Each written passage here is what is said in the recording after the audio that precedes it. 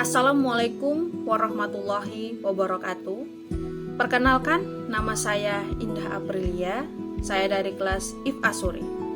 Tujuan saya membuat video ini untuk melanjutkan video mereview buku yang saya baca.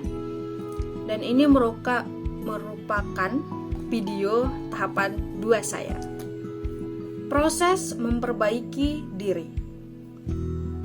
Menerima kenyataan. Menerima kenyataan merupakan salah satu cara untuk menjadi pribadi yang lebih tahu diri, yaitu tahu kondisi yang sedang dialami.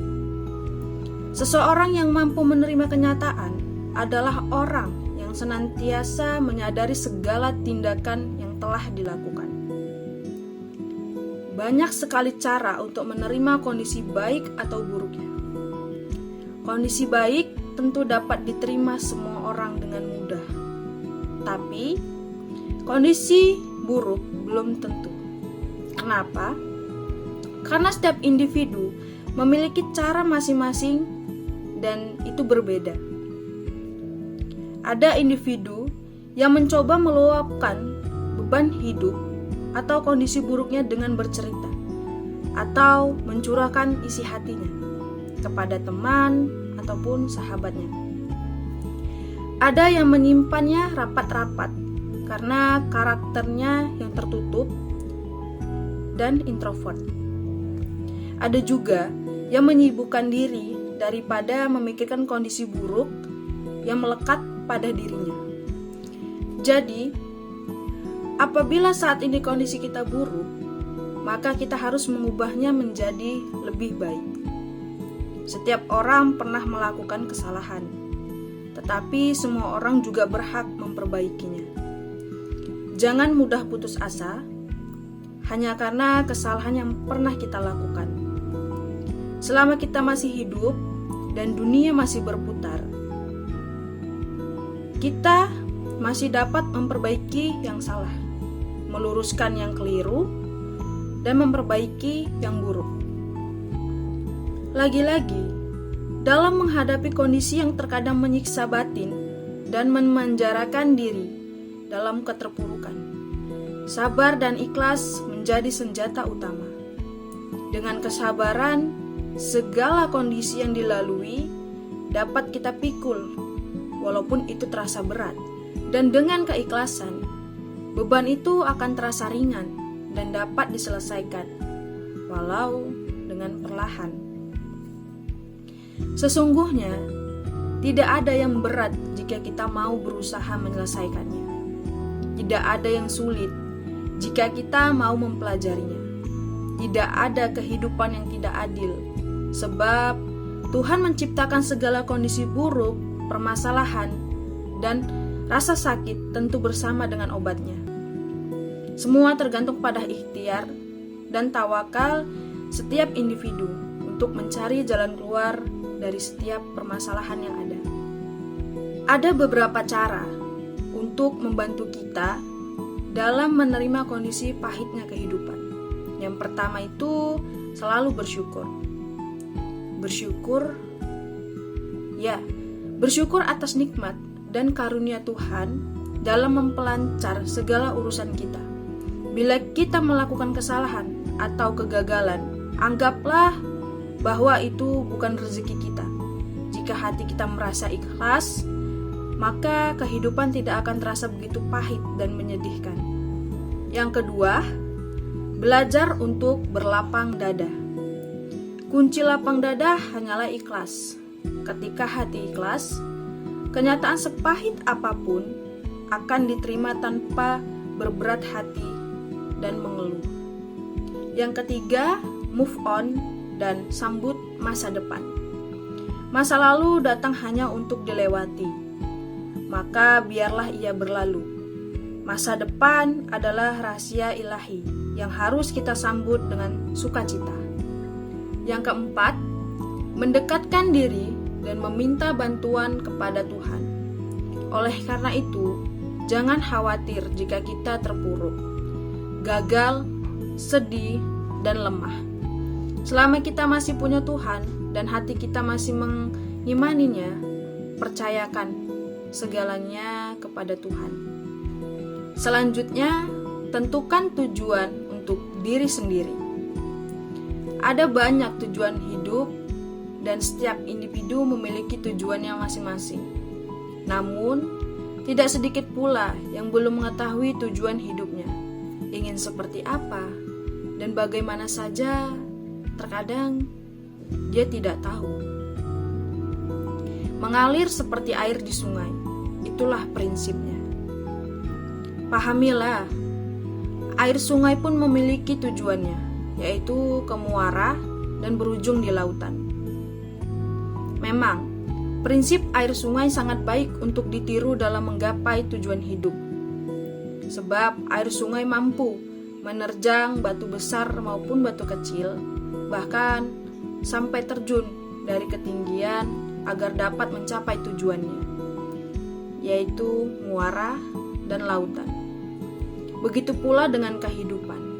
Ada beberapa langkah untuk membantu kita menentukan dan mencapai tujuan hidup yang kita rencanakan. Yang pertama, tentukan apa yang benar-benar ingin kita capai. Maksudnya, setelah menemukan tujuan yang ingin kita capai, tulislah tujuan tersebut, jadikan tujuan ini sebagai gagasan utama dalam hidup kita. Yang kedua, tentukan mana yang harus diprioritaskan. Bagilah tujuan kehidupan kita ini dalam 2 tingkatan. Tujuan tingkat pertama adalah tujuan yang paling tinggi dan mudah ditentukan serta dilaksanakan. Tujuan tingkat 2 adalah tujuan yang tidak terlalu penting dan sifatnya terbatas. Yang ketiga, tentukan tujuan yang lebih spesifik dan realistis. Menentukan tujuan yang spesifik dan realistis dapat membuat kita lebih mudah dalam mencapainya serta membantu kita untuk mengutamakan tujuan tersebut. Karena tujuan itu kita buat sekecil mungkin dan mudah untuk dilakukan. Yang keempat, menentukan tujuan yang diukur. Sebuah tujuan dapat diraih dengan diukur tingkat keberhasilannya. Lakukan evaluasi terhadap langkah yang kita ambil dalam meraih tujuan hidup. Proses evaluasi dapat membantu kita dalam mengukur tingkat keberhasilan dan penyusunan langkah selanjutnya. Yang kelima, tentukan jadwal yang realistis dalam mencapai tujuan hidup. Tentukan tenggat sesuai realitas berdasarkan tujuan yang telah kita tentukan. Mengapa kita harus membuat tenggat untuk diri sendiri? Bukankah hidup mengalir saja? Karena kita suka menunda-nunda pekerjaan, sifat ini memang sangat manusiawi. Maka dari itu kita harus menentukan tenggat. Menentukan tenggat juga dapat membantu kita dalam mencapai tujuan-tujuan lain yang lebih besar. Yang keenam, pelajari tujuan yang akan dicapai. Oleh karena itu, carilah ilmu dan wawasan mengenai tujuan yang akan dicapai. Yang ketujuh, mencari tahu tentang rintangan dan kendala yang ada. Yang kedelapan, menjelaskan tujuan yang akan dicapai kepada orang lain. Yang kesembilan, carilah komunitas yang mendukung dalam meraih tujuan hidup. Mewujudkan tujuan hidup. Setelah merencanakan segala tujuan hidup dan memikirkan langkah yang harus dilakukan, kini tinggal bagaimana, kapan, dan dari mana kita bertindak. Mulailah dari hari ini. Langkah paling sulit dalam mencapai tujuan hidup adalah langkah permulaan. Ketika kita sudah memulai, maka itu berarti perjalanan yang sudah dimulai. Tidak perlu melihat ke belakang, tetapi lihatlah langkah yang akan dilakukan selanjutnya. Jalankan setiap rencana yang ditentukan, memvisualisasikan pencapaian tujuan hidup. Buatlah catatan sebagai evaluasi, meminta bimbingan dan nasihat dari orang lain. Ulangi dari menentukan tujuan hidup. Tentukan apa yang harus diubah. Bagaimana kita berubah bila kita sendiri tidak tahu apa yang harus diubah? Kita kerap kali bingung hendak mengubah apa dan dari mana mengubahnya. ada beberapa hal yang dapat diubah untuk hidup yang lebih baik. Yang pertama, kebiasaan buruk. Setiap individu pasti memiliki kebiasaan yang buruk, dan itu yang harus diubah. Yang kedua, pola hidup. Ketiga, sifat-sifat yang buruk. Yang keempat, tutur kata dan perbuatan. Selanjutnya, bertanggung jawab dan berani mengambil keputusan dalam menghadapi masalah. Segala hal yang kita lakukan tentu memiliki resiko dan konsekuensinya. Hanya orang yang memiliki sifat dewasalah yang mampu bertanggung jawab atas apa yang dilakukannya. Jika kita menjadi pribadi yang bertanggung jawab, maka kita mudah mendapatkan kepercayaan dari orang lain. Seseorang pemimpin tentu harus memiliki sikap tanggung jawab yang tinggi.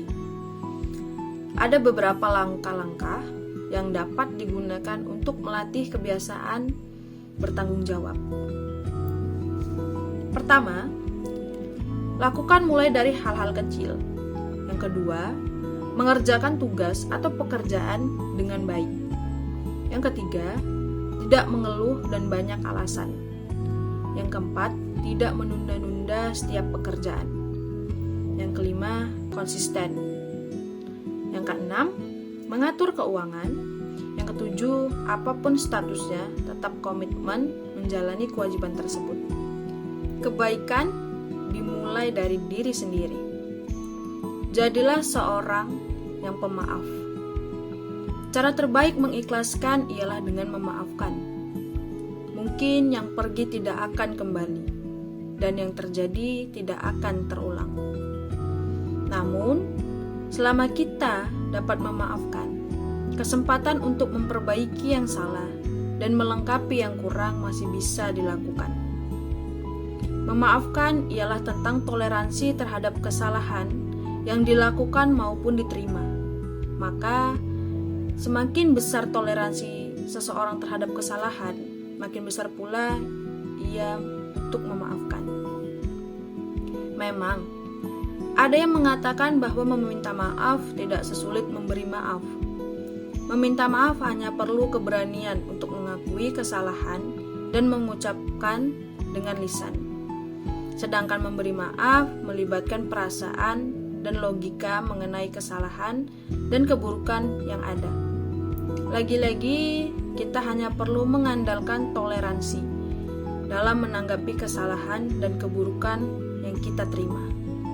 Memaafkan segala kesalahan yang dilakukan maupun diterima dapat memberi banyak manfaat bagi individu yang memaafkan, serta lingkungan dan orang yang dimaafkan. Manfaatnya apa aja sih? Sini deh. Yang pertama itu dapat menenteramkan jiwa. Ketika kita membenci seseorang karena ia pernah melakukan kesalahan dan kita tidak bisa memaafkannya, kebencian itu terus tumbuh dan makin menjadi. Kita menjadi kesulitan untuk memaafkan karena kebencian yang bersarang. Makin besar kebencian, makin sulit memaafkan. Makin gelisah pula saat bertemu dengan orang tersebut. Rasa ingin sekali memaki atau memusnahkan orang tersebut. Renungilah, pikirkan apa keuntungan kita membenci seseorang yang pernah melakukan kesalahan hingga menutup pintu maaf untuknya. Jadi, maafkanlah walau telanjur kecewa. Kita masih bisa memaafkan meski kepercayaan tidak lagi dapat kita berikan. Setidaknya dengan memaafkan, kita tidak membiarkan kebencian bersarang dan bermukim dalam hati kita. Yang kedua, memperbaiki keadaan. Ya, seperti yang sudah dibahas, memaafkan memang tidak dapat mengembalikan keadaan seperti semula. Tetapi memaafkan mampu mengubah keadaan menjadi lebih baik. Masa bergerak ke depan dan tak akan pernah kembali ke masa lalu. Menjadi penolong bagi kehidupan individu. Pertolongan datang dengan berbagai bentuk. Mungkin kita berpikir bahwa memaafkan tidak bisa menolong kita saat kita sedang kesulitan. Namun, Tuhan selalu punya cara unik untuk menolong hamba-Nya. Salah satunya dengan sifat pemaaf yang ada pada diri hambanya. Yang keempat, meningkatkan pikiran positif. Memaafkan sesuatu dan memandang dari sudut positif akan membantu seseorang untuk memperbaiki diri sendiri. Keikhlasan yang dihasilkan dari memaafkan akan meringankan beban hidup. Ketika beban hidup terasa ringan, pikiran pun terasa segar. Dengan pikiran segar, pemikiran akan menjadi positif bila diimbangi dengan kegiatan, pola pikir, dan kehidupan yang sehat. Meningkatkan kesehatan. Kebahagiaan dihasilkan oleh kondisi tubuh yang sehat. Memang, kita juga dapat bahagia ketika menderita penyakit. Namun, ketika kondisi tubuh tidak baik-baik saja, kita cenderung mengeluh. Jadi, penutup dan kesimpulan dari buku ini, orang yang berkembang adalah orang yang senantiasa mengubah dirinya menjadi lebih baik dari waktu ke waktu. Orang yang ingin memperbaiki diri tentu harus mengenali dirinya sendiri terlebih dahulu. Kelebihan dan kekurangan yang dimiliki harus dipahami, sebab kelebihan dan kekurangan dapat membantu untuk memperbaiki diri. Setiap kelebihan harus ditingkatkan dan setiap kekurangan dapat diminimalisasikan. Cara mengenali diri sendiri tentu berbeda bagi setiap masing-masing individu. Tetapi yang jelas, lakukanlah perenungan terhadap diri sendiri dan nilailah diri sendiri. Mungkin segitu saja video tahapan 2 saya, dan saya sudah selesai membaca bukunya. Jadi sekian dan terima kasih.